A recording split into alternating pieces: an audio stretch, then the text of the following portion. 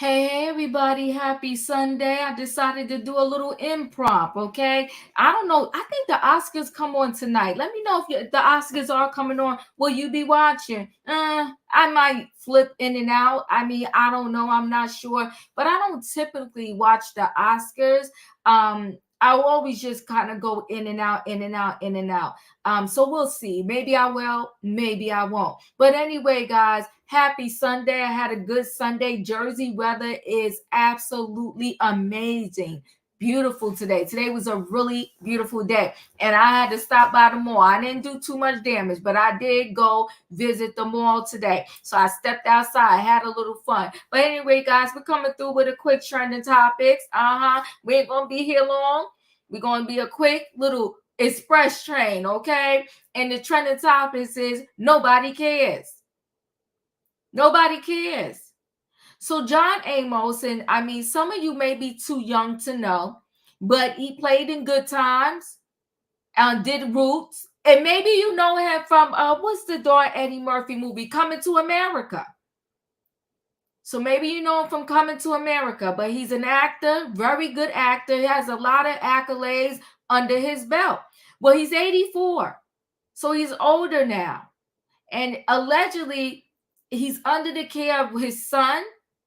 So I believe he has two daughters and he has a son. And the oldest daughter and the son, they go back and forth. They getting into it. Yes, I love John Amos too. The daughter and the son are getting into it. They're not getting along. So I believe the daughter doesn't live in LA, but the son does, and so does John Amos. So he's under the care, I guess, of his son. The daughter claims her brother is bipolar, and she's accusing her brother of elder abuse. So now the LAPD is involved. It is a whole hot mess. And you know, one time last year, the daughter accused the brother of it too. Then the brother got his father to do a whole video saying it wasn't so. Then the daughter, his sister, got him arrested. It's a mess, y'all. Nobody cares. Because if they was thinking about their father, they would figure out some way to try to get along before their father ends up in a guardianship like Wendy Williams. And then that would be a whole hot mess. So nobody cares. Then we got this story about NYPD. She worked for the NYPD, this young lady. She claims her boss came to her desk, sat on her desk, spread his legs open with his clothes on, and he was aroused. But she said when she went and told the proper people, she got fired. Can you imagine? No, we're going to talk about it. Nobody cares. Then we got this guard, ex-Rikers Island from the jail, got a guard. She said an inmate tried to attack her. And the nurses, instead of them helping her, they ran. They ran and hid. They saved themselves. Nobody cares. They didn't try to help her. They saved themselves. They ran and they hid. And then her boss came and he saw the footage because they got cameras everywhere. He comes in the locker room and he told her, don't tell your husband what happened. What? He said, don't tell your husband. And he was laughing because the nurses didn't help her. He said, look at her running. Look at this one running. Some people don't need to manage. You laughing?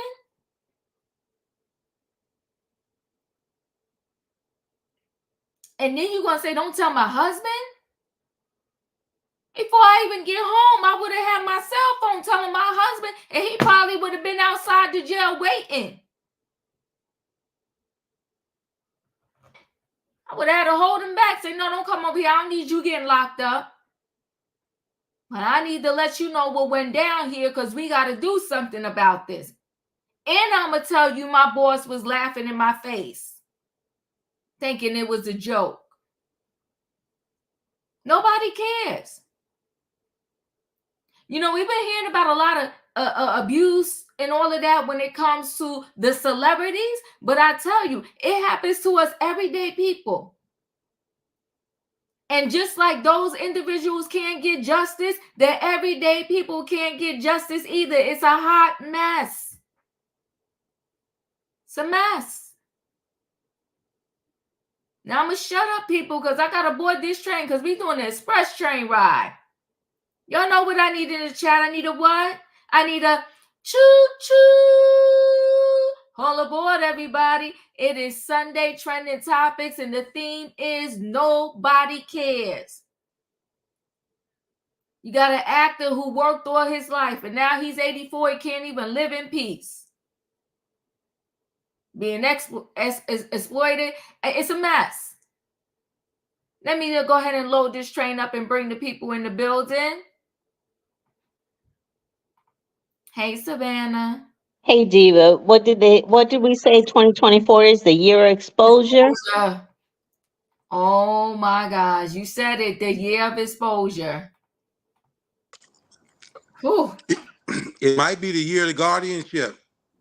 Oh my God, don't say that. Don't say that way. Oh my God, that's so crazy. You're right, that would be horrible. Let me go ahead and share the screen because we're going to get right into this first story. Okay. I used to love watching Good Times. So shock claims John Amos neglect probe launched by cops after his daughter claims her brother isn't getting the Ruth Star medical care. The siblings have endured a devastating 12 months because this thing started last year. They was going at it. Now, the two that are going at it, I guess is off to my, right here is her. That's the daughter. And that's his son. That's another daughter. But these are the two that are fighting. Okay. So cops launched a neglect probe amid claims that Good Time star John Amos isn't receiving much needed medical care, according to reports. Investigators are allegedly looking into claims made by Amos' daughter Shannon, and this is Shannon right here, that her brother Casey, that's the brother right there, failed to provide adequate care for their ailing father. Now, he's 84. According to TMZ, APS filed a report based on Shannon's claims before handing it to the LAPD, who then launched the neglect probe. The siblings have endured a turbulent relationship. In July 2023, KC was taken into custody after Shannon claimed that a set of text messages he sent, which reportedly included a video of him firing a GUN in an open field, made her feel as if her life was in danger, according to the police report. The actor's daughter also alleged that her brother sent her texts about his reported connections with organized crime groups and sent images of firearms, according to the report. Shannon also claimed that Casey sent her video showing him firing a pistol in the field and sent her a message reading, "Going to sleep much better tonight, big sis," the report said. According to Essex County Prosecutor Office spokesperson Robert Florida, Shannon stated that Casey was diagnosed with bipolar disorder in the past. She also expressed that her brother believes she hired a hitman to unalive him and fears that her sibling may act on suspicions, according to documents obtained by TMZ. In June 2023, Amos accused Shannon of elder abuse. So he had a video and he was with his son saying, "Nah, if you think son's going on with me, it's my daughter." In an Instagram video shared by KC, the actor claimed that his daughter would be the primary suspect of his alleged maltreatment. I'm not in the hospital as a result of anything that happened recently, other than the fact that about a month ago, I was hospitalized because I was suffering from water retention and a couple of other issues, all of which have been corrected or at least addressed, Amos said from his hospital bed. I'm very confident in the doctors that I have here and the medical staff that my son has assembled around me. My main issues are I feel like prior to entering the hospital, I had some ongoing issues with my daughter, who I feel has taken advantage of me. She would be the primary suspect, if you would. She is the one that I would attribute my elderly abuse to. Amos' claim came a week after Shannon publicly declared her father as the victim of elder abuse, neglect, and financial exploitation. She says she plans to work closely with law enforcement to bring the predators to justice. Legal assistance is crucial to ensure their prosecution and protect my father's future. His home stripped bare, necessities a safe space for his return, she said. Shannon also announced in a post that she had started a GoFundMe campaign for $500,000 for her father recovery and legal fees. Your support means the world as we navigate the darkness, united in the belief that justice and healing will prevail, she wrote. The Colorado Bureau of Investigation confirmed the investigation and their dedication to understanding what happens in a press release viewed by people.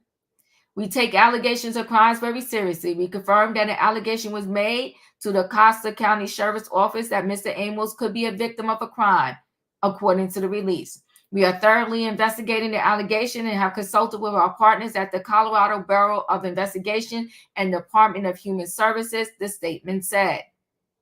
Investigators speaking to the radio station out there also noted that although elder abuse is specifically named in the state legislature as a crime, there are several ways to prosecute abuse of people over 70. Okay, it's not named as a crime. Forgive me for that. The U.S. Sun has reached out to the LAPD and KC Amos for comment. Okay, so the Sun has been, according to his daughter, problematic for a while. This is sad because he's 84. He's done so much work in his life, and this is what it has come down to. Savannah, your thoughts? So, I implore everyone, if you have not seen the Netflix series, I Care a Lot, I implore you to go see it. This series is based on real life events that has been constructed by legal loopholes that predators have come in, where they have exploited every legal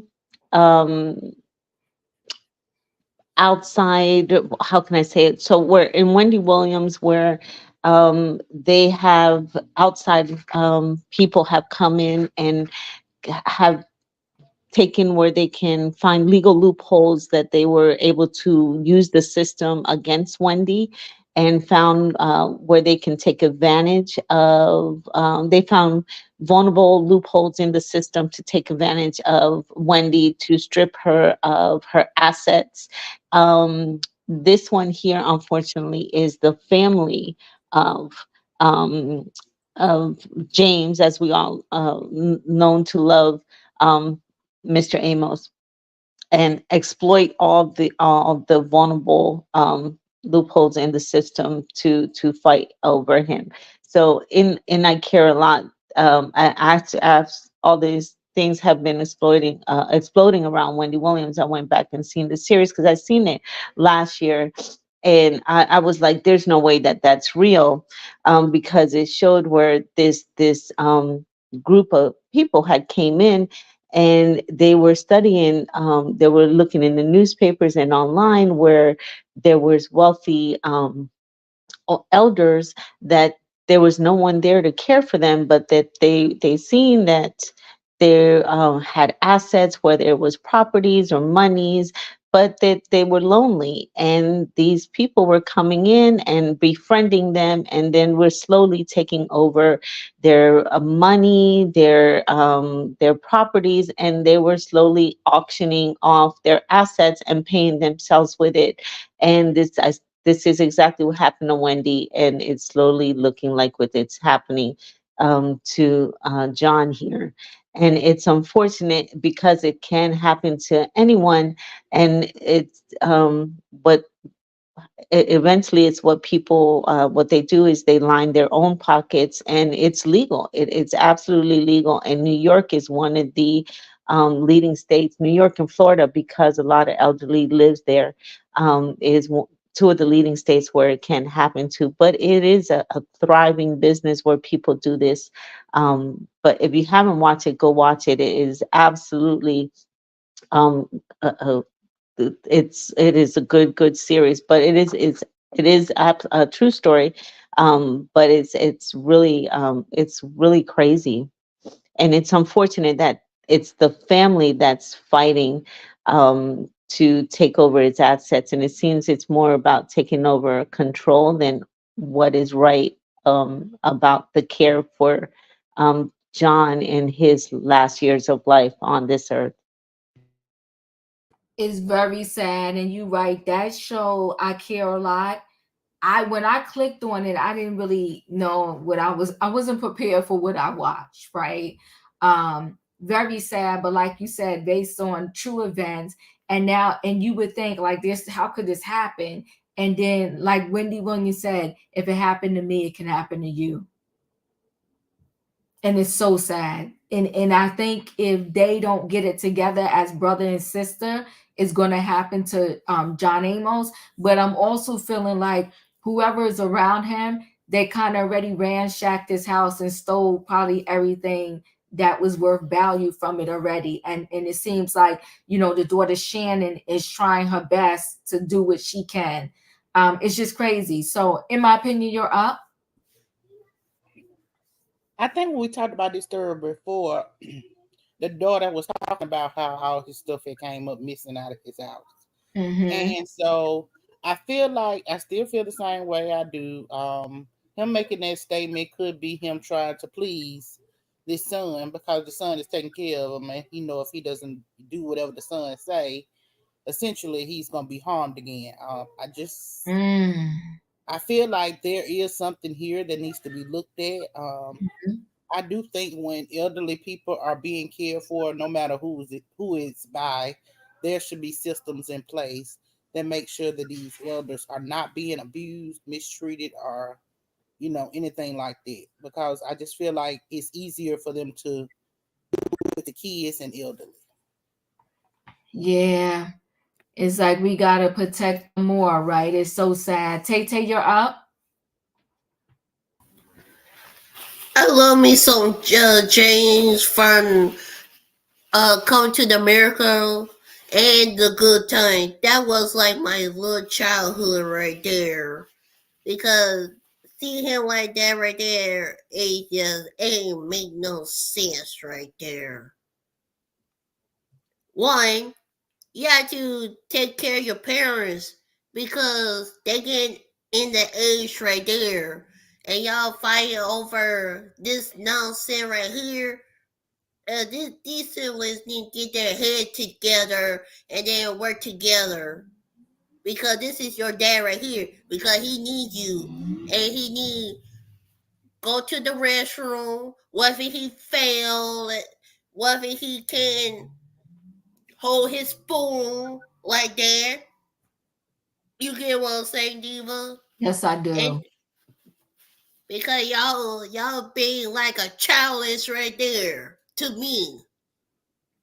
It's called selfish right there. That's what it is right there. Because y'all can't get together. Mm. I hope he write a will for this right here. That's my thought right there. I appreciate you, Tay Tay. Well, somebody put it in there. And see, this I don't know, Takesha. Like, can you have a living will that says, don't put me in no court appointed guardianship? I don't know. I don't know. Julius, you're up.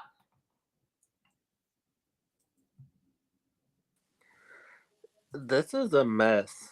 Mm-hmm. What are they going to do when he's no longer here? Because if they're arguing this recklessly now, do I believe that there needs to be an investigation? Yes, because I was on the panel when we discussed this before, and that video of him was shown. And he didn't seem in his right mind. He actually seemed quite disoriented. That was my take. Mm-hmm. So I do believe an investigation does need to happen. It needs to be a thorough investigation Mm-hmm. because I do believe he is, being abused as an elderly person. But them as his children, they need to cut the crap Yeah. because it's gonna come to the point when he's no longer here, and then you're gonna be fighting for what? For what? Cut the crap. Yeah. I appreciate you. Thank you so much, Julius. Wayne, you're up. Excuse me. Yeah, I was gonna say now his son. I've seen him in I don't know if they're commercials that's been on television, but Mm-hmm. John Amos and his son. Mm-hmm. And isn't this like a lot of families? Mm. He had the son that took care of him. This man didn't just get old yesterday. Well, that's true.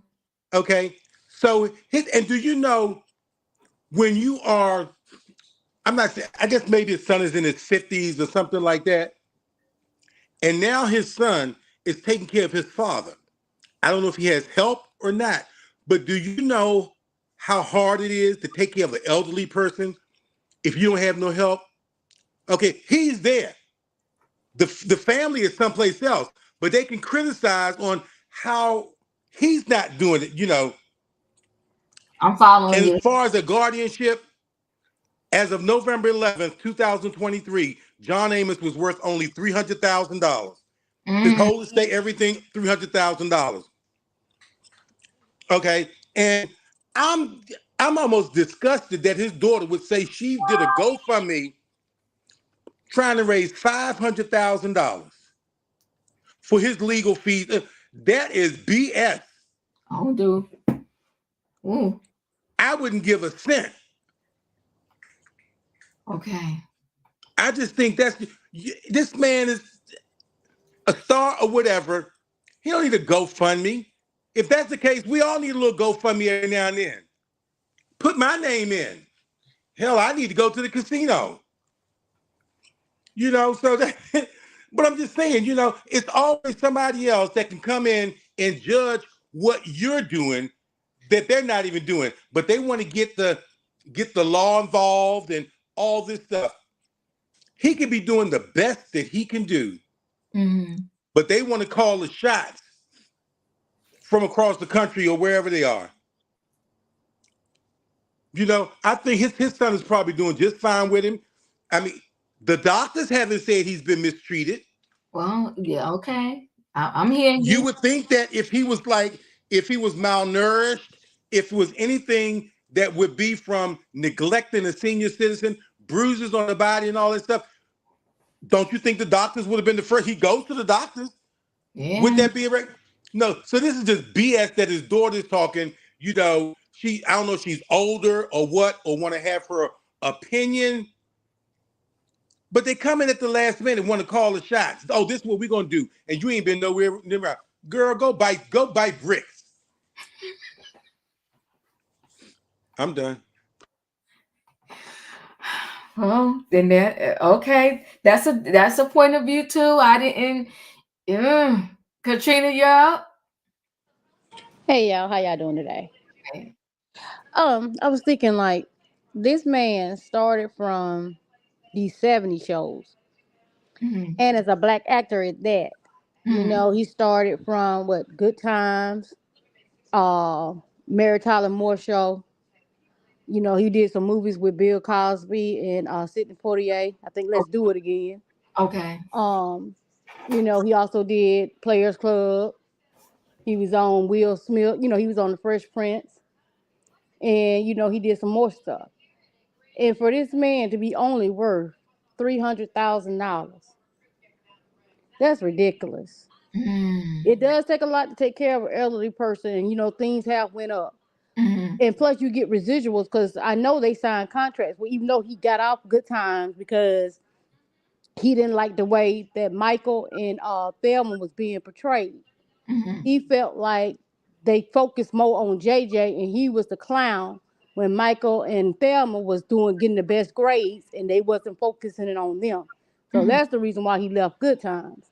But for the family to be fighting over this money, this man has earned his stripes. This man should be living comfortable, no worries, no nothing. Then to have your children fighting over money, saying this, saying that. That is the thing with we these people with money and whatsoever. They Mhm. always come for each other. Your dad is old. That man should not be going through all this. He already went through everything he need to go through so he could be comfortable later in life. Because I feel like this, you take care of your kids when your kids are little. And you work, you provide, you do everything you need to do for them. But you still have money saved over for your old, as they say, for my old age to take care of me. I Mhm. took care of y'all. Now this money is for me to take care of myself through what I got to go through.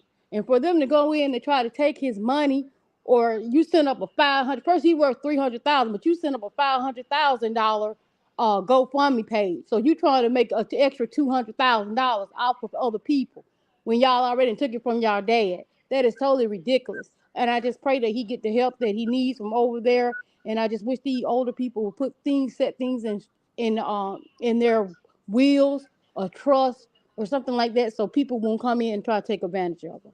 That's Mhm. all I got to say. I appreciate you. Thank you, Katrina. Hey, Dustin, how are you? Any thoughts? I'm good, Diva. How are you? Doing well. Uh, I just want to say this is getting very sad, and I hate to see this stuff going on for him. I agree with everything everybody's saying, and I think that it's time for him to live with the rest of his life, and that he shouldn't have any worries. And looks like they're going too strong with this. Yeah. I Yeah. think I think it's I think it's just a little bit too much. Yeah, I agree with you, Dustin. Yeah, it's a lot. I mean, that just is a reminder to everybody to have your paperwork in order because you don't know when your day will be the last day, so to speak. If that makes sense to everybody, or when you may need that paperwork to be shown so that they can follow your wishes. Okay. Oh, he also played the coach in the house with. Oh, I forgot about that. Thank you, Brown Eyes. He sure did. He was in Coming to America. He did a lot of work. Yeah, he also played for the Kansas City Chiefs. What did he play? You say when? Oh, you said he played for them.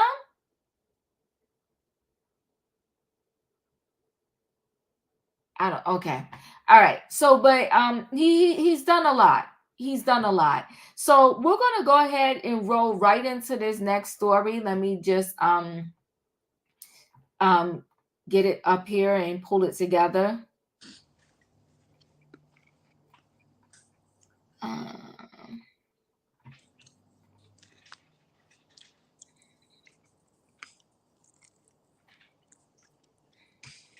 all right.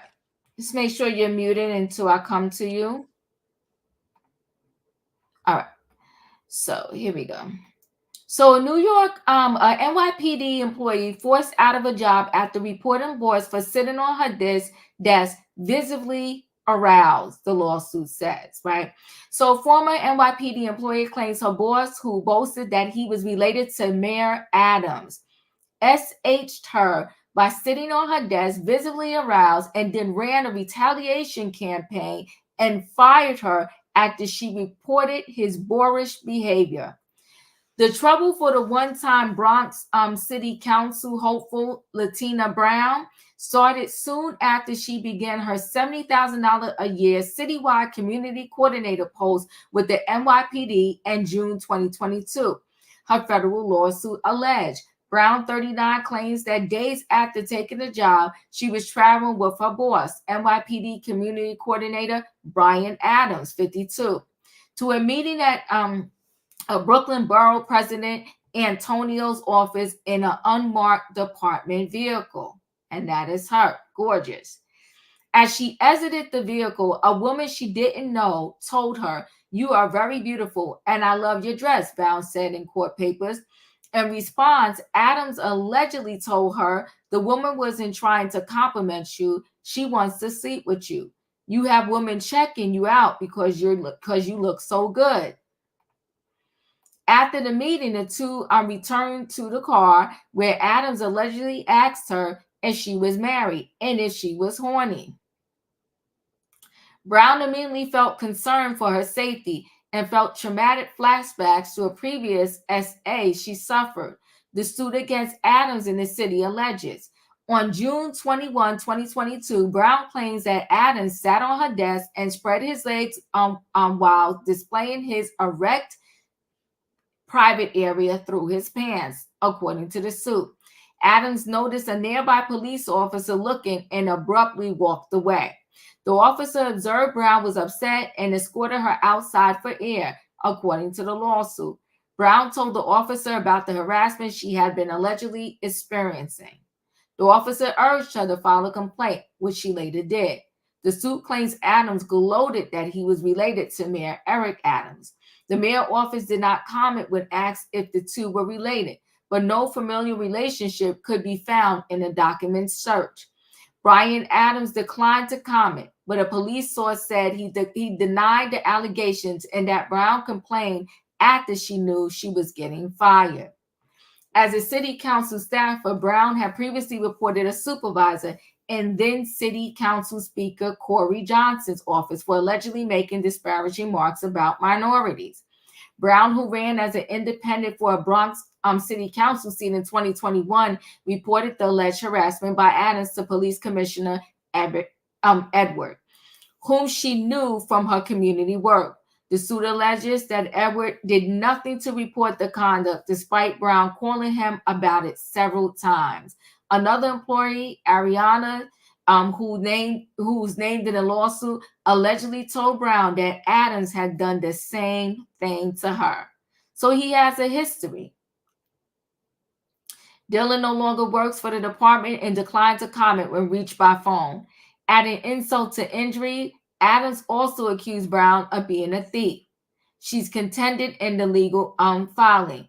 She used her corporate American Express card to plan a community day event in the Bronx 52nd Precinct in July 2021. But Adams called an investigative unit on her. The allegations were later dropped, the suit alleges. Brown, a single mother, filed a formal complaint regarding harassment, discrimination, and retaliation on July 22, 2021, and was transferred from the division. She was formally terminated in November 22 and is seeking unspecified damages. It's like, this thing is happens a lot. You really have to be strong when you make these complaints, because you see, she did the right thing. She filed the complaint, and it appears from everything we read that it was retaliation against her. And here she is, a single mother, just trying to work and live her life. And this man wants to come allegedly and sit on her desk and just harass her. Savannah, your thoughts?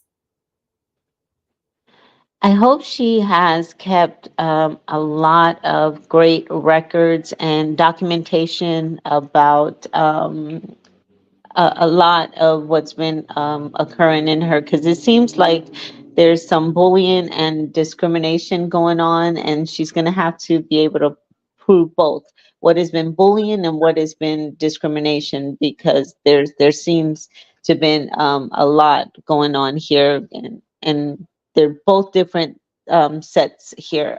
Mayor Adams has been involved in a lot of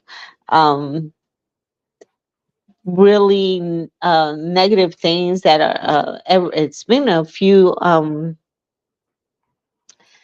questionable political things besides the immigration issues that he has in his city and state. There's other incidents that and this is, you know, like talking politics on your platform, so we won't go there. But this is also about power, and I really hope that she definitely is documenting a lot of the harassment that she is, because this is more than just sexual harassment here. This is also about authority and power. Um, and I think it's more than just her, because she is a beautiful woman. I think there's probably other women who probably have experienced other types of intimidation and maybe some unwanted advances in that workplace. So she probably should approach other women and see if they have experienced other unwanted advances, and maybe she can have some support and in her case against what's been going on in this office here. But I would say keep your notes, keep your records, make copies of everything, and she probably has a strong case, not only against her boss but against the mayor and whoever else fired her or moved her from her position. Yeah, and this in this particular case is not Eric Adams, it's some Brian Adams who's claiming he's related to Eric Adams, but they couldn't even find that he was. But with his behavior, he probably is. I'm sorry, I misunderstood then. Okay. Yeah. With his behavior, he probably is. I mean, it's a hot mess, though. But I feel bad for her because I do believe everything that she said happened has happened. And I do believe all the men in those offices are covering it up. But God bless her for being strong enough to put in a lawsuit. Wayne, you're up. Um, she was probably one of the only ones that was brave enough to speak up. It's probably some of them that's still sitting there taking the abuse because they need the job. Yeah. You know, some of them probably believe that, oh, I'm Mayor Adams is kin to me. You know, a subliminal message. You know, uh, it's unfortunate, but hopefully she gets a good lawyer. Well, she definitely needs a good lawyer. You know, and she has a case, and just hopefully her nose is clean. You know, so when she go forth, they won't be able to pull nothing out on her. You know, because it just sounds like, you know, she's a beautiful young lady. Yeah. She ain't give it up. Yep. So this is the retribution. Oh, you don't want to give it up? So, you know, I just think it's a retribution. And if you know, like, okay, if you come after me, I'm gonna come after you. And as a result, she was brave enough, but it happened. Everybody, you know what? Everybody can't do what she did.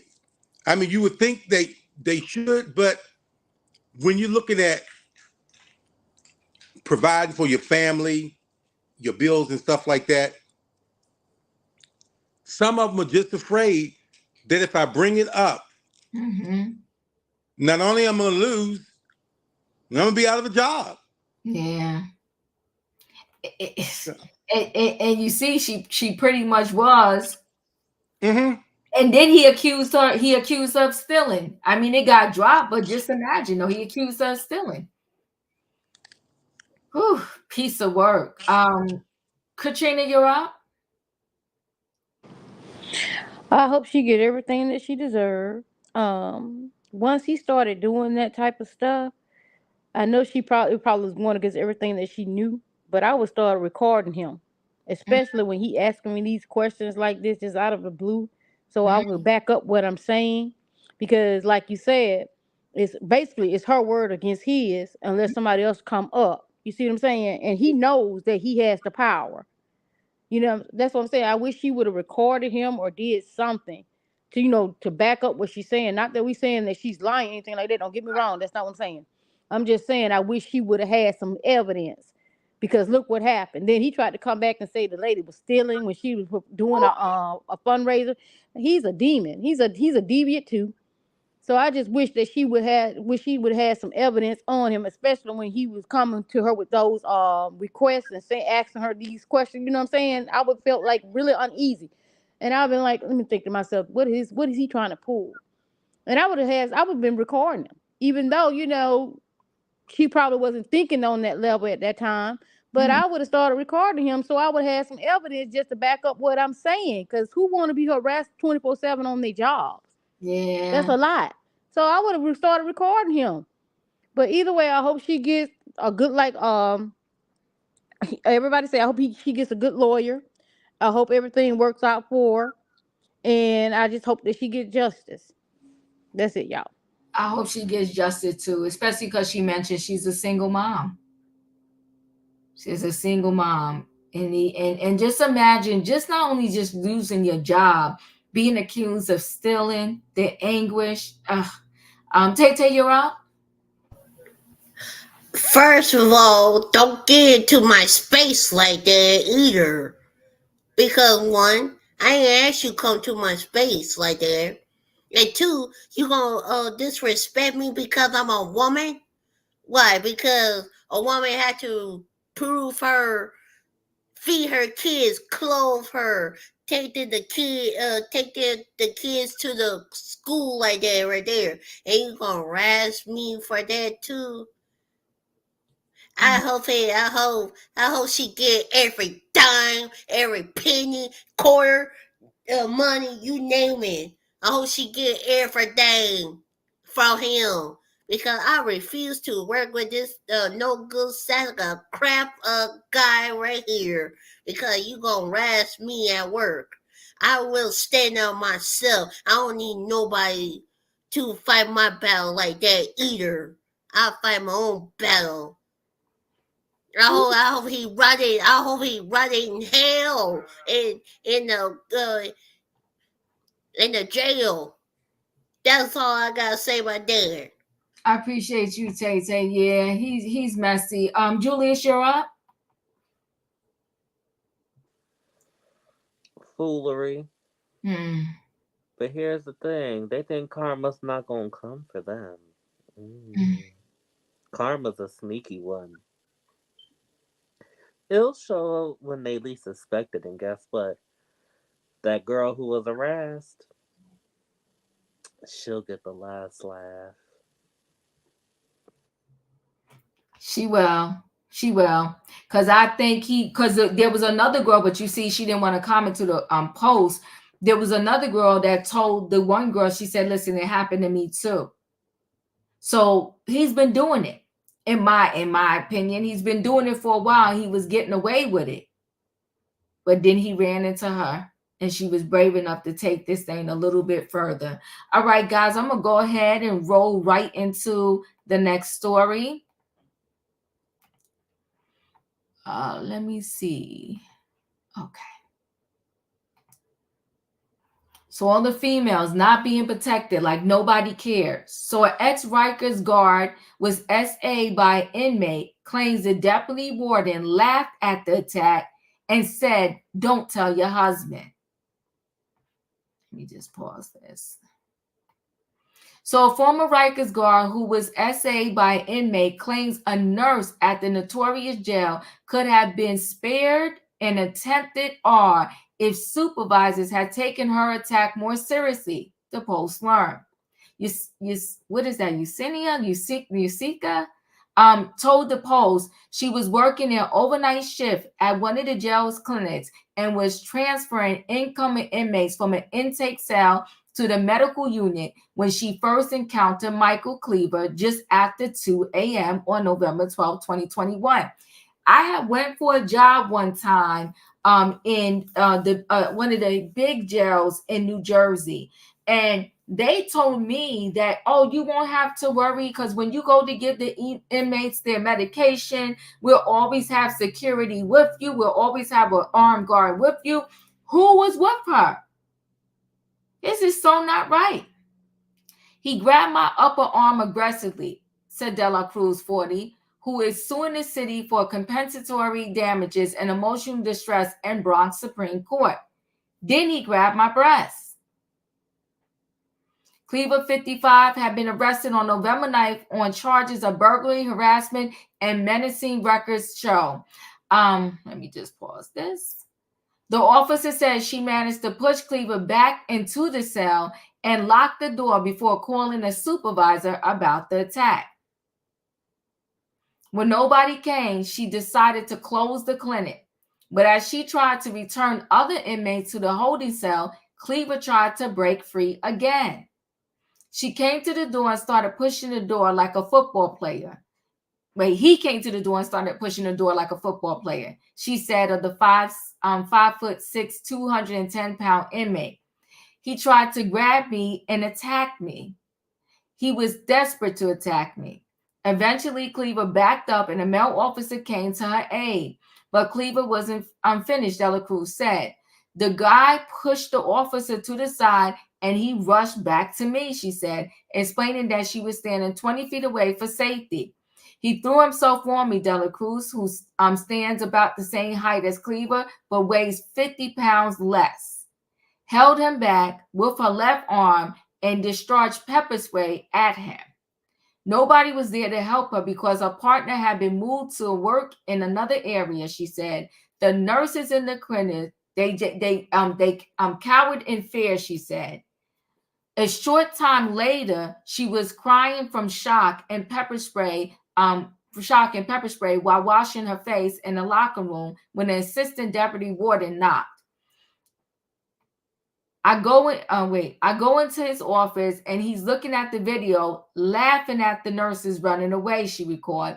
He's just ha, ha, ha, ha, ha. Look at her running. I just couldn't believe it. The laughing and the sarcasm. The jail boss told her to do a report and that everything would be fine by the next day. He also told her, don't tell your husband, she recalled. That confused her, she said, but she now believes he was trying to hide the attack. A jail officer then allowed her to go to medical. Guess who's in the cubicle next to me, she asked. The same inmate I sprayed that was attacking me. Thank God he didn't see me. She ran away from the clinic. It was about 7 a.m. and she was coming off a double shift, she said. About 14 hours later, Cleaver, that's the inmate, allegedly tried to R a 51-year-old unidentified nurse, throwing her to the ground, locking the cell door, and pulling her clothes down. The attack was halted by another inmate who socked Cleaver, prosecutors said in court. Cleaver faces criminal raps for both attacks, records show. The cases are pending. Dela Cruz believed Cleaver would have had more security around him when he tried to commit the R if her bosses had taken her assault more seriously immediately. He would have had chains on his hands and feet, she said. The attempted R would have never happened. Her attorney, John, says she's suing in hopes of creating change. The Department of Corrections fails to protect women officers from being SA'd by inmates and then refuses to accommodate them as they deal with the trauma of the attacks.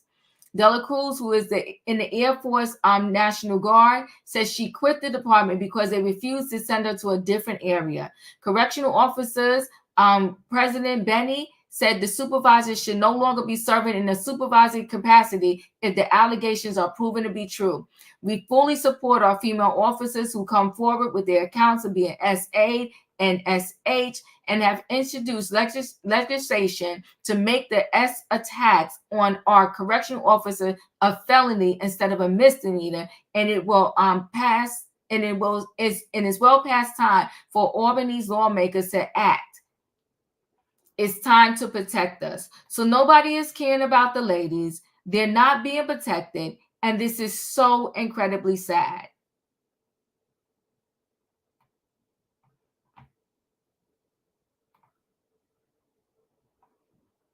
Whoever you are, pray for yourself. Somebody came backstage and was doing something crazy. Okay, y'all, go ahead. Savannah, you're up. Wow, Diva, that was a lot. I'm a little familiar with Rikers myself. This is that prison is scary. It's where Law and Order SVU gets most of their stories from. this we While I feel for her, and like you said, as you started the story and you put a little of your personal and you injected a little of your personal story in there as well. We have to be careful what situations we put ourselves in, as she looks to be a smaller female, and Rikers is one of the most scariest prisons in all of the United States. There should have been extra guards with her while she was transporting these inmates. I didn't hear that in the story. Who else was there? Who protected her? Uh, I While this occurred, or when the inmate was during the attempts that he was trying to get to her, who was there to shield her, who held him back, and for the supervisors to tell her, don't tell your husband, I would have immediately called my husband, my brothers, my cousins. I mean, this would have been it. I would have had a posse outside waiting.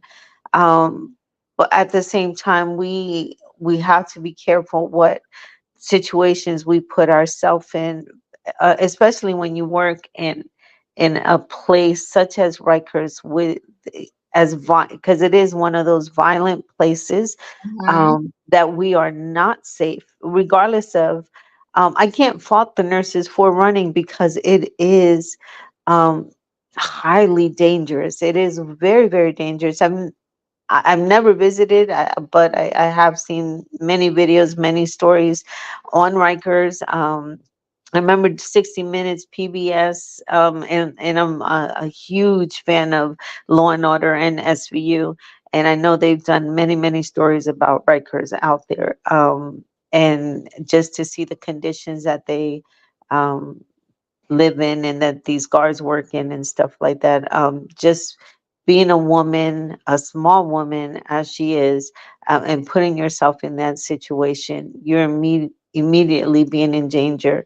And then for her co-workers, her supervisors failing to protect her, that's a failure of the system all the way around. So, I mean, I'm pretty sure this isn't the first time, and again, others have probably have encountered harm.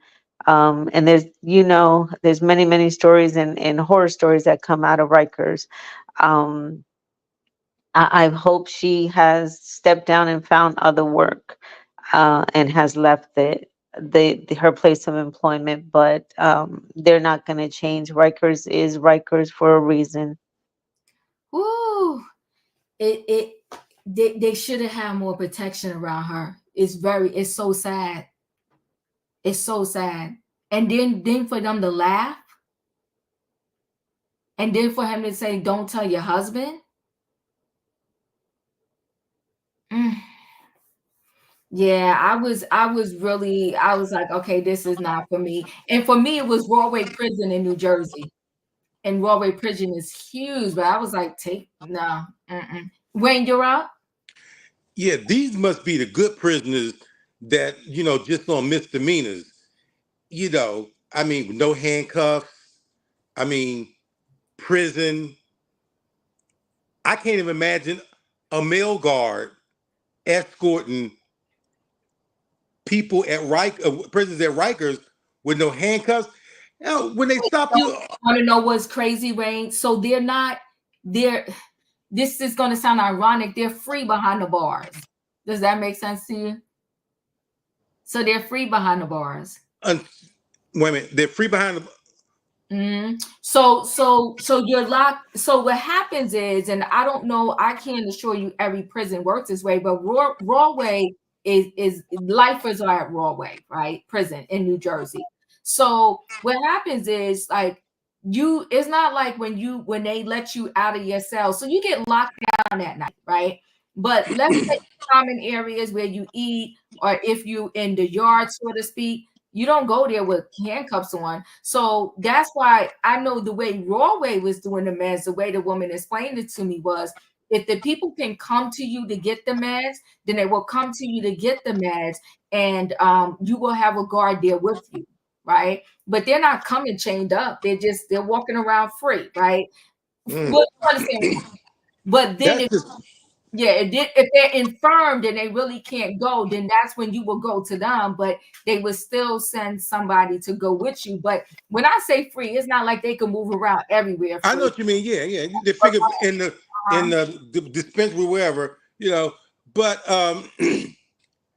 how did you, I mean? So that's just pure neglect. Mm. That there was nobody there. All I can say, some heads should be rolling. Some Yes, heads should be rolling right about now. yes.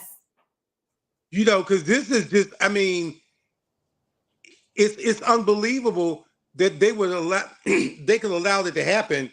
With, I mean, already those men. I mean, I see on some of the prison things, you know, just the fact that they can see a woman is, I mean, put thoughts in their mind, Mm. and to have a man uh not restrained, or I'm just trying to use the right words. That's what's taking me so long. Restrained, you know, uh, I don't get it. I mean, who would want to work? Who would want to work like that? I mean, this could have been the unliving of somebody, Yes. and then you think it's funny. Yeah. No, Yeah. but the other thing that gets me is that how is, I guess, I don't know if it's at all prison, if just at Rikers, attacking a nurse, attacking a nurse is a misdemeanor. I don't That, get it. that's crazy. Attacking in the prison, a misdemeanor. Hell, I mean, there's really no reason, like, if that, if you can get away with a good touch or whatever, and it's just a misdemeanor, it might be working to a prisoner. Mm-hmm. Because nothing's going to happen. You're already there, misdemeanor. I don't know. I hope she gets a good lawyer like them all. I hope she wins the case. Hope they can make some changes at Rikers, Mm-hmm. and more protection. Or we're gonna be on the panel talking a different story about Rikers. Ooh, well, even the prisoners, I want to say, is at Rikers, is bad. Even there was, I gotta look it up. I don't want to call Rikers and say Rikers, but I'm almost positive it was Rikers where the prisoners was getting treated so bad, and things were being allowed to happen to the prisoners by other prisoners, that some prisoners unalived themselves because they would rather not be here than go through the abuse that was going on in the prisons. Mhm. It's just brutal. So God bless anybody who works there, because it's definitely a hazard. Katrina, you're up. Yeah, I feel for her. Cause there's no possible way that I'd be working at no Rikers, being a nurse, a CO, or anything. Because, like you said, they are, as so say, free. They don't Mm. have handcuffs. They don't have anything on them. They can make shanks or anything when they coming up to get their medicine. They can just shank you. So I mean, I give my hat off to her for working in those type of places, Mhm. because any type of place, like you said, and then a man being in there seeing a woman, just like he just said, yeah, he's gonna try it. He's gonna try it. And then that's nothing. Why was she alone? That's ridiculous. Well, the thing is, her partner wasn't there, but there was nurses there. Remember, the nurses ran and hid. Girl, when let's say I wouldn't have ran and hid, I would have tried to get her some, tried to help. But then how many people was coming after her? I mean, they putting their life, like I said, they putting their life on the line. You had to pay me a whole lot of money to be working in them prisons. Ain't no way. Ain't no way. And I hope she get everything that she deserved. She was taking her risk. She was doing her job. It wasn't like that she was there stealing, like that she was there molesting, because a lot of that goes on in the prison systems. With they sleep with the guards, they sleep with the correction officers, they sleep with the wardens. All that happens in the prison system. And she was there doing her job, and to be attacked doing something that I'm supposed to be doing, that's not called for. And they treat them like animals anyway because they consider them being animals. That's why they say to be caged in. But I just hope that she get everything that she deserves. Mm-hmm. I just hope that she'll get a peace of mind because she's gonna have some trauma. So Yeah. I just hope she get a peace of mind, get some therapy or anything like that. And yeah, they need to be in the hole, as they would call them, the solitary confinement, wherever they be at. That's Mm-hmm. where they need to be. And that's ridiculous. That's sad. And then for the people that run, but I can understand they probably was scared too. But I wouldn't have left just one person out there. I wouldn't have did that. But Yeah. yeah, I just hope that she gets some help or whatever. I hope she get everything that she deserves. Yeah. Okay. CG said I worked in a residential and it was definitely a dangerous environment. It's dangerous, and they need to protect the people more. And it's a shame if like you say something and they don't want to protect you. It's just crazy. They're gonna end up not having any workers, and then what you want to do? And as far as the nurse, okay, wait. Q says I just looked it up. They don't even make that much, 50K on the low end and around 70K ish for the more senior officers. No, and I'm risking my life like that. No, I'm good. Where's Target? Give me my It's cash. the overtime. It's the overtime at Rikers. I know a lot of people that retired from Rikers, and it's the overtime. Yeah, because it's mandatory and all of that, so they end up making six figures and doubling their money. But you know what though, Wayne, I still wouldn't want to do it. Oh, I Not wouldn't either. Yeah, not risking my life. I'm good. Where's Target? Give me a red shirt and some khakis. I'm good. Tay Tay, you're up.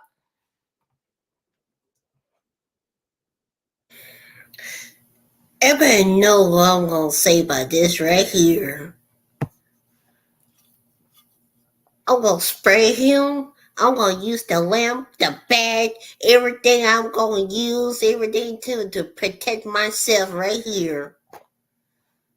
I'm going to kick him right there in his whopper. I'm trying to keep it PG, Diva. And I'm going to put in the headlock, sit on him, and I'm going to do everything I'm going to do protect myself. If it miss me with foolery, mess with me. Because I'm probably going to have my ball spray right here. I'm going to put it in your eye. I'm going to spray in your eye. I'm going to spray everything on him. Don't mess with me. And tell me that she need charge the whole thing. Well, matter of fact, lawsuit everybody because this is so stupid and y'all going wrong way while I get attacked right there. And y'all seriously, really? And Madison, and this was your daughter, your husband, your family member, the one who worked over there, and Madison then go get attacked too. And then what you gonna do? And that's my thought right there. I appreciate you. Thank you, Tay Tay. Julius, you're up. The fool had the nerve to tell her not to tell. Oh, I'm telling my husband. I'm telling Jesus. I'm telling Mary. I'm telling Joseph. I'm telling them all. I'm telling. As the people stay on the streets, I'm snitching. Yep, I'm snitching. I don't care. You ain't gonna tell me not to tell my husband. Oh, I'm gonna tell my husband.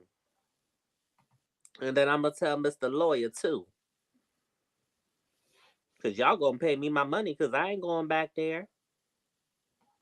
And you're lucky I did. You're lucky I don't think of gritting all of y'all behind, like with a nice pan, with a good skillet with some good suede on it. Don't try me. Miss me with run me my money. You better believe that too. Rub on my money. Where's my money? Oh, play my money. Matter of fact, let me get my chihuahua too.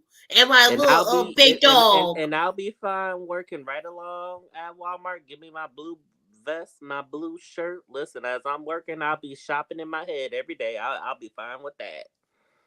Yeah, thank you, Julia. So Savannah, yes, In 2021, 2022, 2,500 lawsuits against Rikers Island administration. A request for Congress has been asked to step in. Yeah, it's very serious out there. It's sad.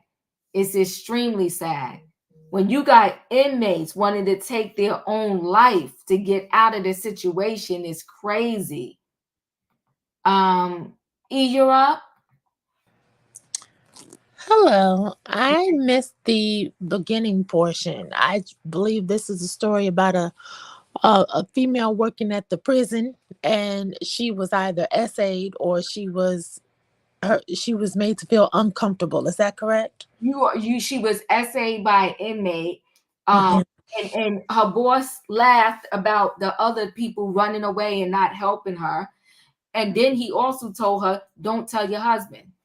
All right. So I do have the correct idea. So Uh-huh. I just fixed my name back for the occasion because we're surviving 13.2 again. I see the numbers growing and growing Mhm. because here's the thing. If the prisoners are doing this to the employees at More Rikers, like what do you 16.2. well, I'm willing to go with that. I'm willing to go with that. Listen, if they're doing this to the employees at Rikers, and these are people who are in prison, what do Mhm. you think they're doing to the free? What do you think the free ninjas are doing in the free world? What do you think these students are doing to these teachers? A few years ago, I asked the guy who took me out on a date. How long it had been since he had been to the primary physician. And he told me he enjoyed going to his primary doctor because it was a female. And during the examination, he would intentionally make his third leg jump. That he laughed about that. I thought it was the weirdest thing ever. A lot of these professions involving customer service and public service have become so corrupt, and sadly there's not enough funding to increase the wages, and folks have to put food on the table.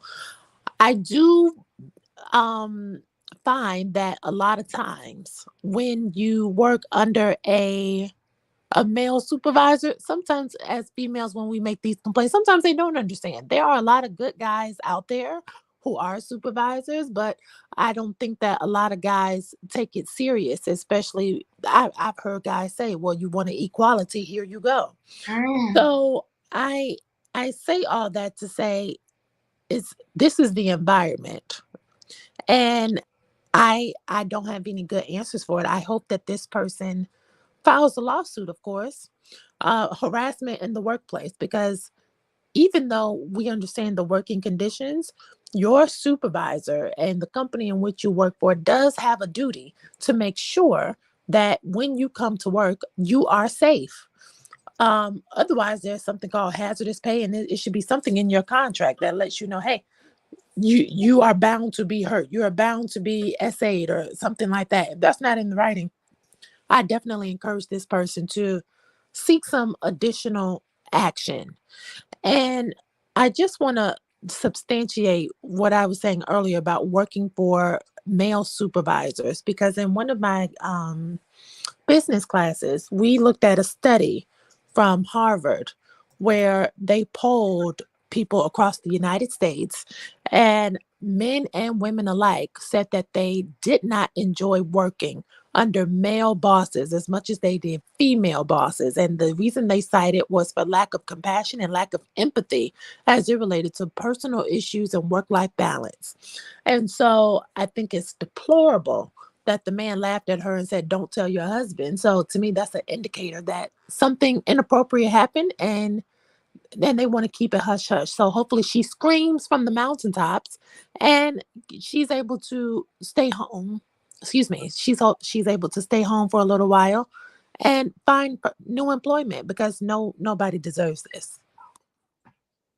Okay, you could go back on Avatar. You could go back on Avatar, then I'll bring you up. Okay, I had got a troll, y'all, before. See, don't talk to us. Okay, can you hear me? Yes. Okay, I look terrible today. My hair is not done. I'm looking crazy, so that's the only reason Only I why. saw you. Only I saw you in the back, but right before that, I had got a Okay. call back here. That's why I had to be reminded and saw your face. So you're good. You can stay on the avatar. Okay. So yeah, what I wanted to say really quickly, I'm coming on rather late, maybe over the course of the past maybe 15 minutes or so. I wanted to just kind of briefly touch on the situation with Rikers Island, as I'm located in Brooklyn. Okay. Okay, I'm based in Brooklyn, on East Flatbush in Brooklyn, so I'm very well familiar with Rikers Island and stuff like that. And my heart bleeds for the woman who was assaulted. Okay, I just want to preface, what I'm about to say with that. Okay. But unfortunately, there is a culture of corruption and horror at Rikers Island that has existed there for decades. Okay. And we need to really just understand that that's the situation there. There's a reason why people, talk about burning that place down and rebuilding it. It's because there's a culture of corruption and just, horrible things that have existed there. And, what happens is when you have people who are complaining, because no one cares about the inmates. Right. Okay. No one cares about the inmates because, people say, hey, if you didn't do what you did, then you wouldn't end up there. Right. So what happens is when you don't care about human rights abuses, even when even as it relates to an inmate, now it trickles down to the people who really don't deserve anything at all. Okay. So this is why it's really important for a light to be shown on what's happening in Rikers Island, the abuses, all the things. I mean, and we're not going to pretend that the young man didn't. You remember the young man who was put into Rikers Island and stayed there for months and ended up leaving and unaliving himself, right? Because of the abuse that happened to him while he was there. Okay. I don't know if people are familiar with the young man that this happened to. I am very sad. It was very sad. See, it's very mindset that jail is their punishment. They should get treated like nothing just because they're in jail. It's insane. But they're talking about the inmates are Ring other inmates to the point it's horrific. But continue. It is. It is. And it's like, it's a catch-22, right? So you're caught between having empathy and compassion for the nurse and things like that that's happened to, but then at the same time, we need to understand that if you're incarcerated, like you said, your punishment is being incarcerated. That is your punishment. So it's not like you go to jail and then now all of a sudden everyone just forgets about you and anybody can treat you any way they want. You can be R-worded. Anything can happen to you and you have it coming because who told you to do whatever you did to be incarcerated? We're not even going to talk about people who maybe are there because, we should be, innocent until proven guilty is my point. Right. So what about people who are incarcerated that they haven't seen their day in court? It's just really, really bad. And like I said, I don't want it to be like, I don't want people to think that I don't feel terrible for the woman that this has happened to. My point is that there's a culture of corruption. There's a culture of violence that exists just in general at Rikers Island. And until that entire issue is addressed, you're always going to have issues like this. So that's just my point. Yeah. So, James, you what you're saying here is interesting. They have been trying to close Rikers for years. They have intentionally allowed it to fall apart. They want the land. They did a documentary about it. Jay-Z was involved in the production. I'm just now looking at this. Where did the documentary play at? I don't even know if I really want to watch it, but I might look at it. But I do see on his Wikipedia, they did do a documentary of it. But this young man was only 22. And prior to him doing this, the family, to all of my knowledge, was begging for people to please help him. And they did win a civil suit for $3.3 million. But excuse me, I'd rather my family members still be alive. So in May of 1993 to June 6, 2015, that's how long he lived, was an African-American youth from the Bronx, New York, who was held at Rikers Island Jail Complex without trial between 2010 and 2013 for allegedly stealing a backpack containing valuables. A backpack. During his imprisonment, Browder was kept in solitary confinement for 800 days. I can't even read anymore after this.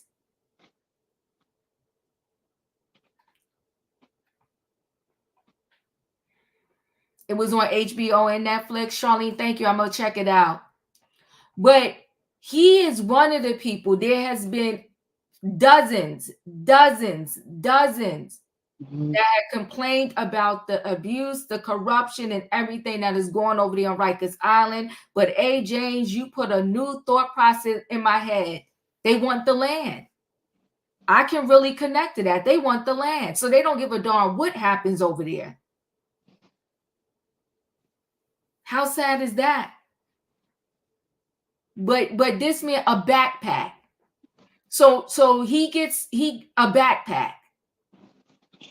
There's life. I thought you go to jail before you go to prison, before you get convicted. I thought they hold you in jail first. Why was he in prison? Or he never even went to court, or he was never even convicted? They could do whatever they want. Wow. And he was a child. It was a very sad documentary. I did. That's where I seen it from, and Jay-Z did do it. It was sad. That's where I recalled the story from. But yes, that is true.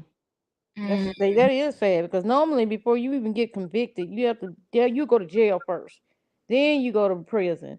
I didn't know they put you in prison before they even do your trial. That's a new one on me. Backtrack and look at the documentary, but listen, this young guy, unfortunately, his whole life was a little bit rough. So he was placed in CPS services due to his mother's drug addiction. He was the youngest of 7 biological siblings, and one of the 5 placed for adoption.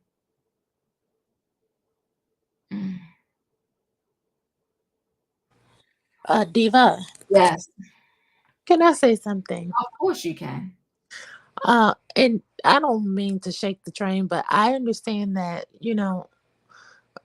people are innocent until proven guilty. But I do think we need to also consider it's too many people who commit crimes who get away with it. And I've told you this story before, where somebody tried to steal my Hyundai, and of course I ran them down, but the police arrested them. Do you know that trial went on for 5 years? And the people still didn't do any jail time. They pled out and had to do community service, even though they were alleged to have had a car theft ring and had tried to steal other people's cars, and they were successful. So everybody that gets arrested, and I know that's not what we're saying, that everybody who gets arrested is innocent, but I do want us to keep that in mind. Sometimes it's just some bad people, and we need to get them off the street.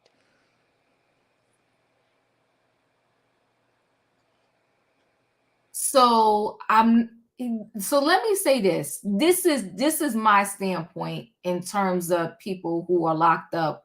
Whether you unalive somebody, or you unalived hundreds of people, or you stole, or whatever you did. My thing is, when the judge hits the gavel and they say 16 years, 20 years, or you're doing life, I don't feel that we have the right that now that they're behind bars serving their time, we can treat them like animals or do anything to them, like do whatever to them. That's the problem I have, right? You got your Did you say even if you said if they take someone's life, they still shouldn't be treated like animals? Yeah. Oh. Yeah. Mm-hmm. So if I do that, then I'm no better than you. And if that's what you're going to do, then get and I'm not even in agreement with the unaliving penalty. But if you're going to do that, then you might as well have the unalived penalty. But how you, like, just because a person is locked up, Now we're going to treat them like an animal. And so now let's just say you treat them like an animal and they got 15 years and then you're going to release them back to the streets to us. And what do you think is going to happen? Well, don't release them. Because if you do something to my daughter, something to my mother, my nana, Diva, I'm sorry, I'm not that mature yet. No, I'm not saying that you need to be treated fair by and by. If you do something egregious to my loved one, no, I don't care what happens to all you. in the same jail though, E. It's not like okay, I let's just say I don't know what I could say. Like let's say I robbed a bank and I didn't hurt anybody. I robbed the bank, I got the money, and now I'm getting locked up. Well, bank is federal. You know, let me get what I'm saying. I do maybe something that is not as bad as the next person who unalived somebody. I'm getting mixed in with those same people. So if we say one is going to get treated bad, we all going to get treated bad because that's where we are. We all in here together. You got some people that, you know, let's just say I was on the street selling weed. I don't know. And listen, all these things you could at the end of the day could be harmful because you're saying you're doing it in the community and it could get the people addicted. But let's just say I was selling weed. And then you got the person next to me, they unalive 5 people. We in there together. Do you think they're gonna separate? Yeah, go ahead and treat that one bad, but not her. Like, I think your punishment is your lockdown. Your punishment is your sentence. Now, I'm not saying we need to send them steak dinners every night, and they should have cable, and they should have access to do YouTube and this, that, and the other. I'm not saying that, but I am saying that I don't understand this. Let's treat them like they're less than human. And typically, we get greater sentences than anybody else. I don't know. I'm just not in agreement with you treat them like anything. And the people in Rikers Island, it's bad. If you could probably Google it and read it. It is bad. It is bad to the point it had got so bad. I forgot what summer it was. It might be the summer you said with those 2,500 cases, Savannah.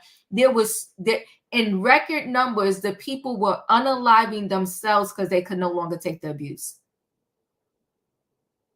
They was letting the inmates are each other. It was just like the Wild Wild West inside the prison.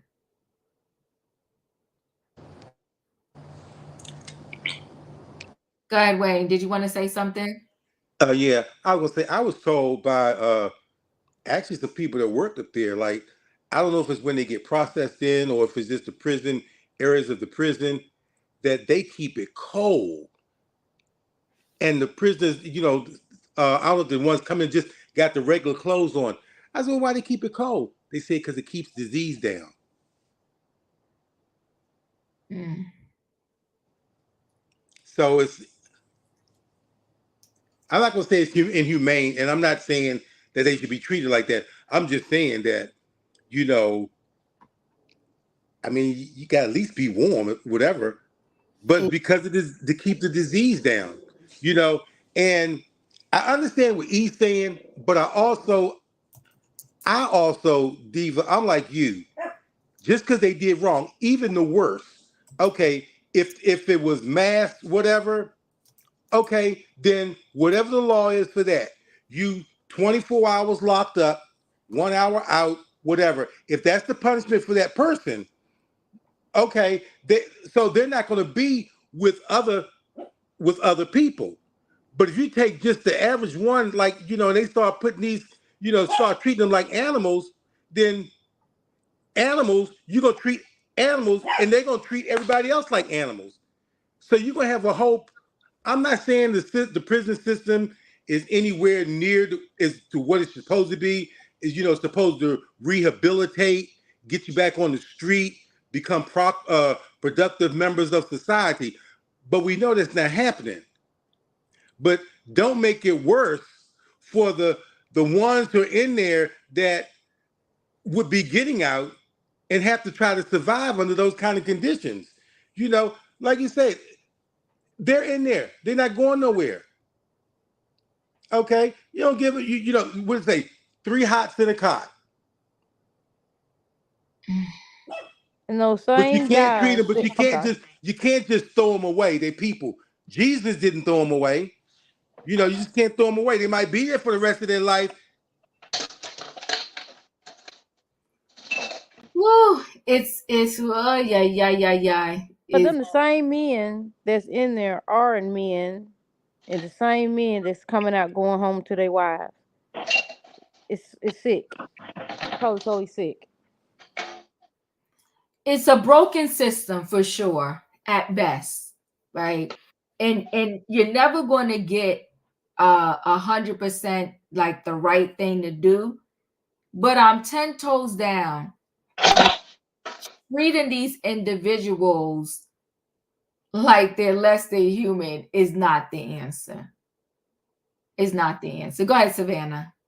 And I was going to say that the prison system, as it is nowadays, is has turned into the new form of slavery, and it's also about business. It's also turned into a big business, and we have to look at the system as it is now. Like Diva said, it is a broken system, and these prisoners are not being reformed in any way, and it is a broken system, and it is no different than how prisoners are being treated in Guantanamo Bay and in all these other prisons that are run by foreign countries, and how they're treating their prisoners and our prisoners of war. So we have to look at the whole system as a general. These prisoners are being treated less than humane. Just look at this young man over a backpack. He went in there when he was 14 and lived his story is horrendous. And if you haven't seen his documentary, please see it. It is absolutely sad what he went through. And to know that he did the documentary, still came home and couldn't deal with his demons and ended up unaliving himself. It is just to see how Rikers is just broken. It is absolutely a loss of how the system is all about big business, really. Big business. And I'm about to roll into the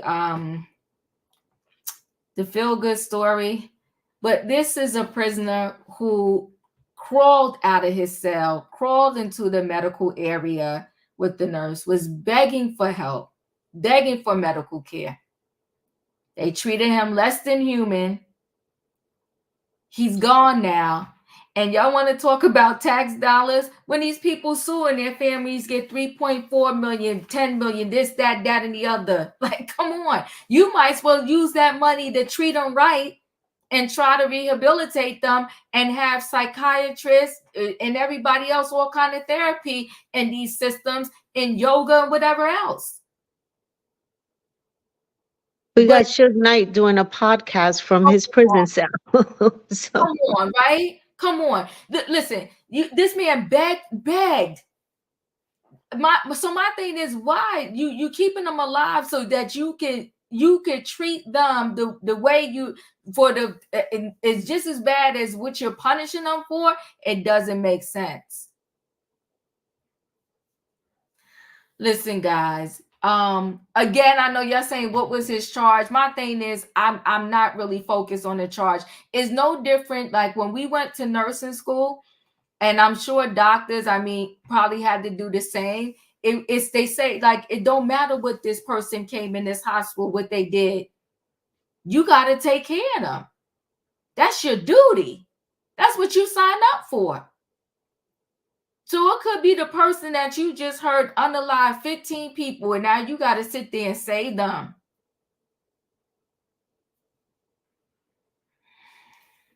It's rough. Let me run into this story.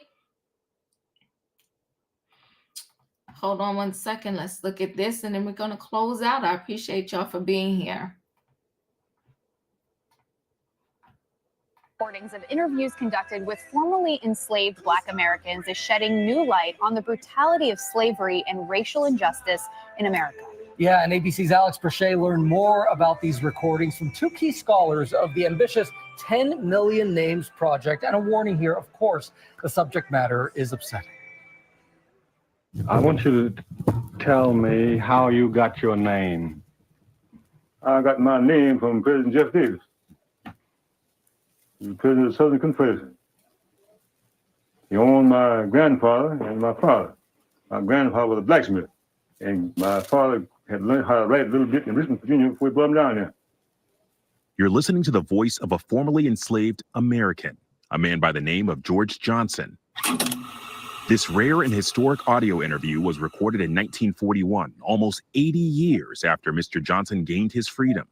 He and his family worked on a plantation in Virginia owned by Confederate leader Jefferson Davis, a staunch opponent of abolition. In the interview, Johnson recalls a day in the life as an enslaved person. Did they drive the slaves down there in Davis's Bend very hard, or did they work them reasonable? Reasonable. You know, Master Jewel gave myself another boy, and boy was chopping cotton. Boy didn't keep with the gang, you understand? He come to hook the boy keep, you understand? That's the house of Master Jewel. Yeah, that's what's the trouble, son. Say, Mr. Long hook me because I would keep with the gang. Audio tape interviews like this are striking and uncommon, but are actually part of a long legacy of Black families, communities, and institutions, including historically Black colleges and universities, that lead the way in collecting and preserving the oral histories of the formerly enslaved people in the 19th and 20th centuries. In the 1930s and beyond, technology allowed some of these interviews to be recorded as part of both federal and independent projects. Do we know roughly how many of these recordings exist? The recordings are relatively rare, but the recordings come from a much larger and really important and in many ways unsung collecting effort.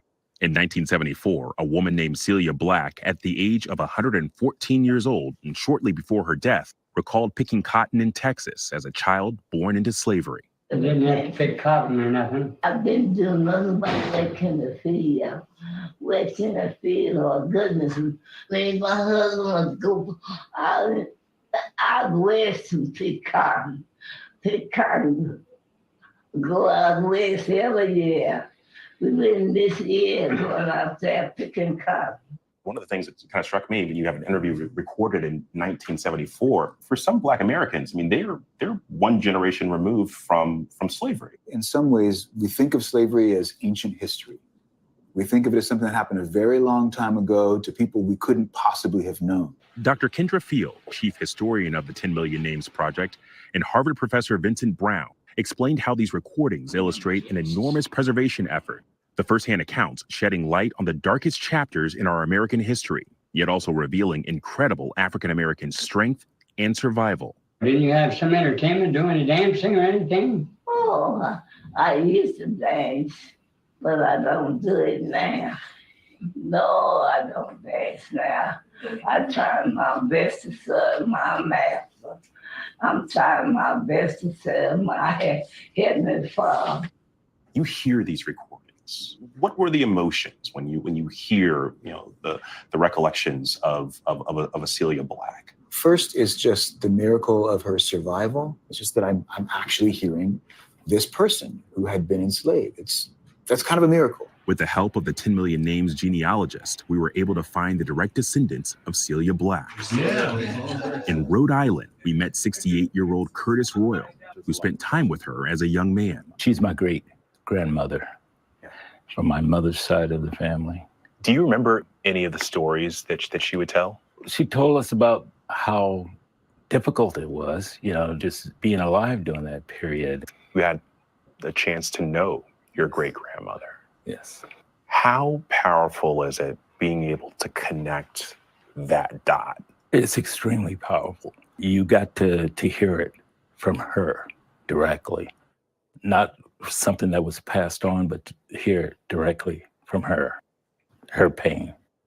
Wow, that firsthand testimony. Unbelievable. And I don't need to tell you, those firsthand accounts are just so important in connecting us to all of our ancestors and our collective American history. Of course, thank you, Alex, for that moving report. But to hear those audio recordings. And as they said, every voice is a miracle in that situation. And to learn more, scan the QR code on your screen to visit our newly launched ABC News 10 Million Names digital landing page. Listen, I connected that story to say this. It's almost like these prisons now, like Savannah said, ironically, you connected with me before I even showed the connection. It's like modern day prison, modern day slavery. I mean, it's very sad. Listen, guys, it's a thought process that just start. You never know if you or your family member can end up behind bars. When we implement rules, we're all sometimes we implement rules for things and it says what was it gonna say? We thinking like it'll never be me, but you never know when it's going to be you. The thing that keeps ringing in my head with this whole guardianship thing is when Wendy Williams said, if it happened to me, it can happen to you. You never know if you may end up in prison. Go ahead, C-Don. I see you want to say something. Yeah, I definitely want to say something. We have to decide whether we are living in a third world country or if we're not living in a third world country. Okay. You know, not living in a third world country doesn't just benefit, the prisoner, it benefits you too. Okay. And like you said, it can happen to you. It can't be that, hey, you did something bad to someone, now they're going to cut your hand off. Right. That's not, we don't live like that. Right. We don't live like that. And, people will try to make the argument, well, if it was your loved one, yes, of course, if it was my loved one. But if on the flip side, if it was my loved one who was incarcerated, they deserve due process. What are you talking about? You understand what I'm saying? What are you talking about? Everyone deserves due process. So you can't just be comfortable. Let me tell you what bothers me. I hate the fact that one of the biggest things that people are afraid of when they go to, when they're incarcerated is being R-worded, right? That is a 1,000% preventable offense in prison. Okay. It's something that is allowed to happen. Okay. It's allowed to happen. And you're not going to convince me otherwise. Right. Okay. Right. And it shouldn't be that, hey, this is what happens. No, that's not how this is supposed to go. Okay. You're innocent until proven guilty. If you're proven guilty, then you serve your time and you are treated humanely. And if you are given the unalived penalty, then you are unalived in the most humane way possible. And then that's just how it is. And if you don't like that, then feel free to live somewhere where if you look at someone the wrong way, then there is no due process. There's nothing. They just do whatever it is that they're doing. You understand? You can't have it both ways.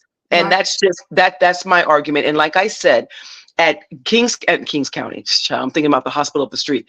At Rikers, there is a culture of this that has existed for decades. And unfortunately, when you don't care about human rights abuses as it relates to prisoners, now it trickles down to people who really haven't done anything at all. Okay, human rights are for everyone, not just, this person, that person. Human rights are for everyone, period. So that's all I wanted to say. You said a mouthful, and we can have a whole separate conversation about this. I'm connecting with you 100%. It starts over there at the prison, and then it trickled down to everywhere else. And before you know it, you might as well come back with the chains again and have us picking cotton. Because that's where we're headed back to. It's true. And one more thing, I know you don't want to talk too much about the situation with Wendy Williams, but it's the same attitude that people have when it comes to Wendy Williams and what's happening to her.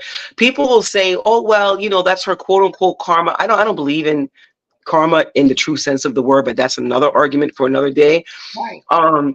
You know, she has it coming. She did what she did. So who cares what's happening to her? Until that happens to you, until you gain an inheritance. Maybe you have an uncle who left you, you know, $500,000, or maybe you hit the lottery and then, you know, knock on wood, something happens and you become incapacitated. You understand what I'm saying? No one cares until it happens to them.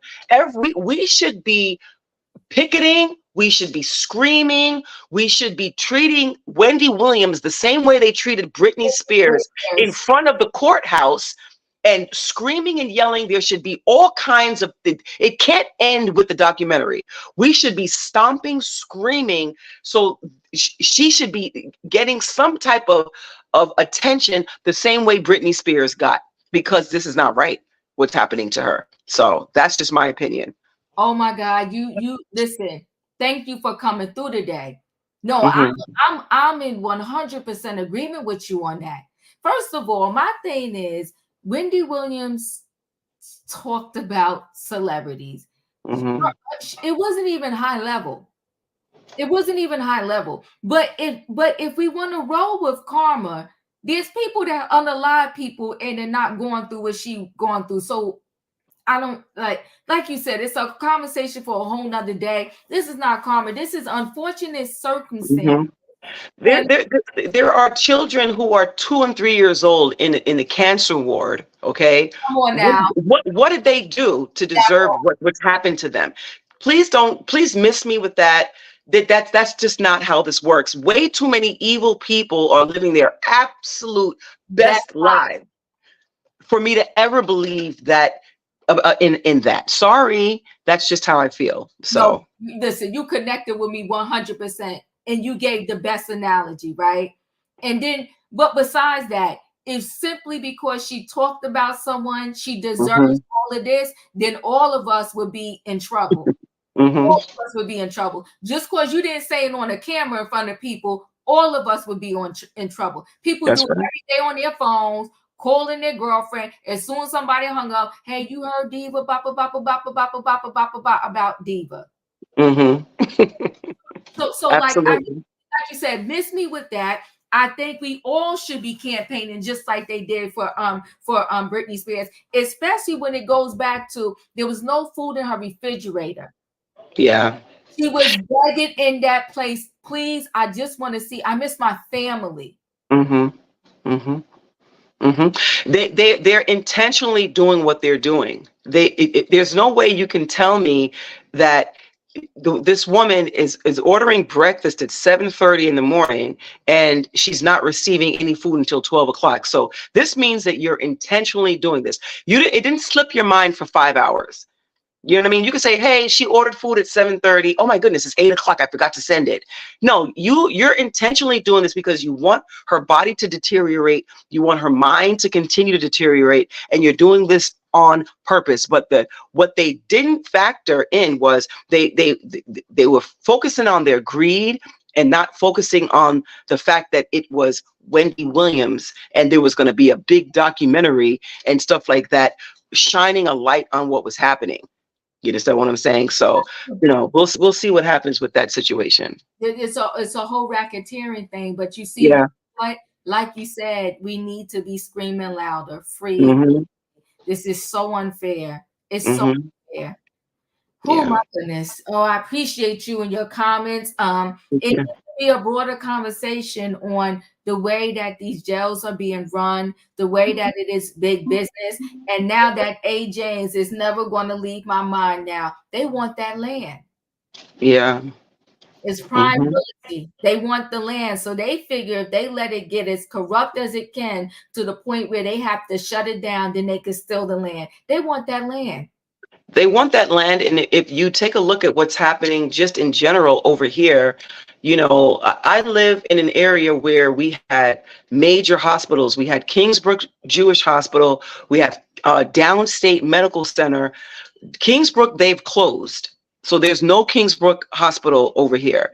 They're trying to close Downstate Hospital, okay, and leave Kings County and somehow maybe merge, you know, portions of Downstate into Kings County so they can take that land and have apartments and stuff like that. This is what they're trying to do. They don't want to close Kings County. I mean, what do you call that? The jail. They don't want to close Rikers because they care about human rights abuses. They, like you said, they want the land. They want to build housing and stuff like that. You know, maybe donate the 1% or whatever by law that they have to quote unquote affordable housing. They want to do. This is what they want to do. This is what they want to do. So, you know, I guess we'll see what happens with that too. Ooh, we got to speak up. Yeah, we have to. You're right. You're right. They close a lot of these hospitals, and that's a whole nother story too, are closing and merging, so to speak. It's happening in Jersey too, but they kind of lead. They found that it wasn't even, because you got to have, according to the population, and I don't do, like, I'm not a big politics person, but according to the population in a town, you got to have services like 911 hospitals within a certain radius. And so they found when they was about to close one hospital, they actually ended up not being able to do it. So what they did was they just left the emergency room open for that said hospital, right? And then if you go to that emergency room and you really need to stay, they're going to have to transfer you somewhere else. That's what they did at Kingsbrook, though. They did that temporarily, right? Is because my mom was over, she was in the nursing home that was across the road over there. So they kept Kingsbrook emergency, just emergency. But what they ended up eventually doing was closing down the emergency too. So there's just no emergency, period. There's nothing. So whenever you see something like that happening, you know that right behind it it's coming, that they're going to just close it. That's just to kind of like not shock everybody, like, hey, oh, you still have emergency. They're not keeping no emergency when they have the whole entire rest of the 30 floors of the building. They're not just going to keep that for emergency. They're going to eventually close it down. You know what I mean? I do know what you mean. Yeah. But you know what? And it also depends on what neighborhood it's in. Yeah. Oh, you already know. You already know. You already know. You already know. It's messy. It's really messy. But like I said, we can have a bigger conversation on this. But to start the conversation, though, I am nowhere for treating somebody less than human just because they got locked up. There's a lot of people that got locked up. They made a bad decision.